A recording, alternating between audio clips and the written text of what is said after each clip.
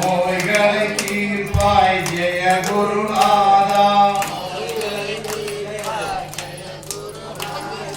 யோகம் தருவாய் ஜெய குருநாதா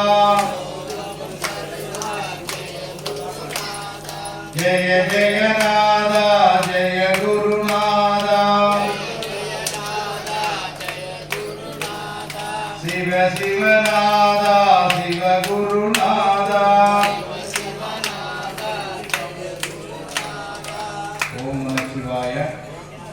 எல்லாரும் சொல்லுங்க, ஜெய் குருவே துணை, ஜெய் குருவே துணை, ஜெய் குருவே துணை.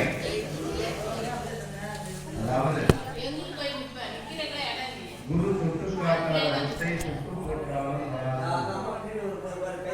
இன்னைக்கு இந்த அவசரமான வாழ்க்கை முறையில் நாமெல்லாம் நம்முடைய பண்பாடு, கலாச்சாரம், ஒழுக்கம் இதையெல்லாம் நம்மளுடைய முன்னோர்கள் கடைபிடித்தது மாதிரி நம்ம கடைபிடிக்கிறோம்னா ரொம்ப குறைவு.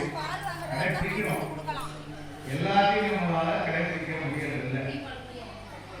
நம்மளுடைய இந்த இந்து சனாதன தர்மமானது இந்த உலகத்திற்கு ஒரு வாழ்வியல் வழிகாட்டும்.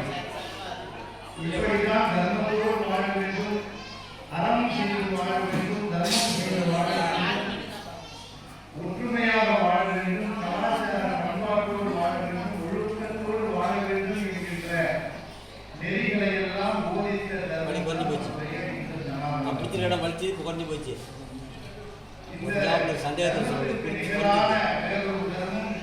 இதுவரை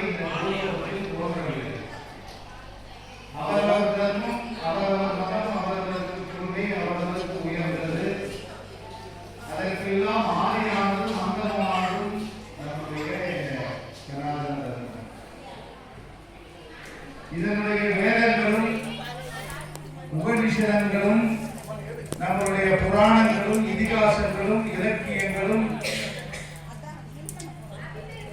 பல ஆயிரம் ஆண்டுகளை கடந்த நம்முடைய முன்னோர்களால் இறைவனால் தோற்றுவிக்கப்பட்டது. இறைவன் பூலோகத்தில் தோன்றி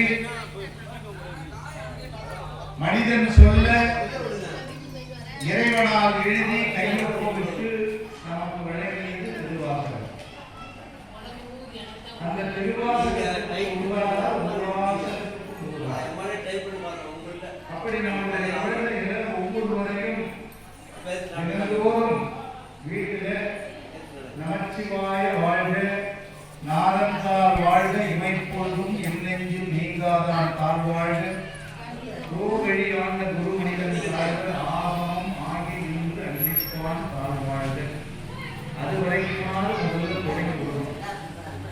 அப்படி அவர்களுக்கு நல்லா இருக்கா? முன்னோட நல்லா இருக்கா?